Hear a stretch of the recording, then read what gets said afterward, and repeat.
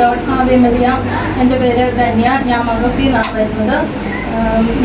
ഞാൻ ഇവിടെ കഴിഞ്ഞ ഏപ്രിൽ മാസമാണ് ഫാമിലി വിസയിൽ നാട്ടിൽ നിന്ന് വരുന്നത്.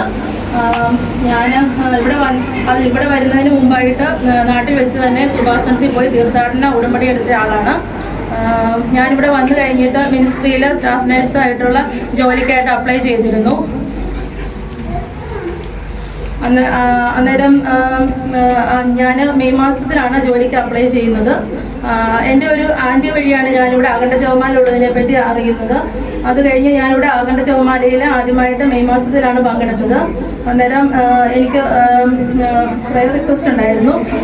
അപ്പം മിനിസ്ട്രി സ്റ്റാഫ് നഴ്സായിട്ട് ജോലി ലഭിക്കുന്നതിന് വേണ്ടി ഞാൻ പ്രത്യേകം അഖണ്ഡ ജപമാലയിൽ നിയോഗം സമർപ്പിച്ച് പ്രാർത്ഥിച്ചിരുന്നു.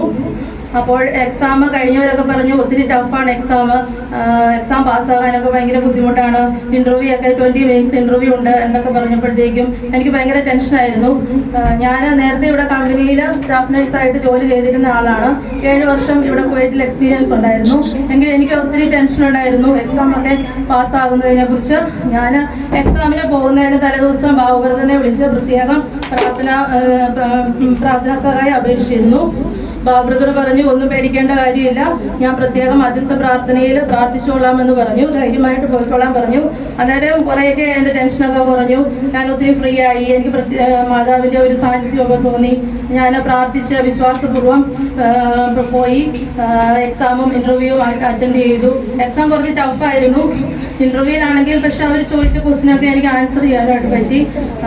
എന്നിട്ട് ഞാൻ പ്രത്യേകം വിശ്വാസ പ്രമാണം ചൊല്ലി പ്രാർത്ഥിച്ച് ഞാൻ എവിടെ പോയാലും സർട്ടിഫിക്കറ്റ് വെരിഫിക്കേഷൻ ആണെങ്കിൽ ഒക്കെ പോകുന്ന സമയത്തൊക്കെ വിശ്വാസ പ്രമാണം ചൊല്ലി പ്രതിഷ്ഠീകരണ പ്രാർത്ഥനയൊക്കെ ചൊല്ലി പ്രാർത്ഥിച്ച് കുറച്ച് ഉപ്പൊക്കെ ആയിട്ടാണ് പോയിക്കൊണ്ടിരുന്നത്.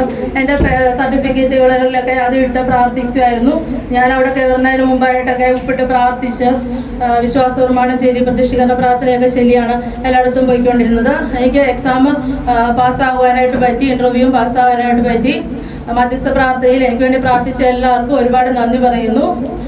പരിശുദ്ധ അമ്മയ്ക്കും തിരുക്കുമാരനും എൻ്റെ ജീവിതത്തിൽ ചൊരിഞ്ഞ കോടാനുകോടി ഒരുപാട് അനുഗ്രഹങ്ങൾ ചൊരിഞ്ഞിട്ടുണ്ട്. ചെറുതും വലുതുമായ ഒരുപാട് അനുഗ്രഹങ്ങൾ. അതിനെല്ലാം ഒത്തിരി നന്ദി പറയുന്നു. കോടാനുകോടി നന്ദി അർപ്പിക്കുന്നു. പരിശുദ്ധ അമ്മയ്ക്കും തിരുക്കുമാരനും ഒരുപാട് നന്ദി പറയുന്നു.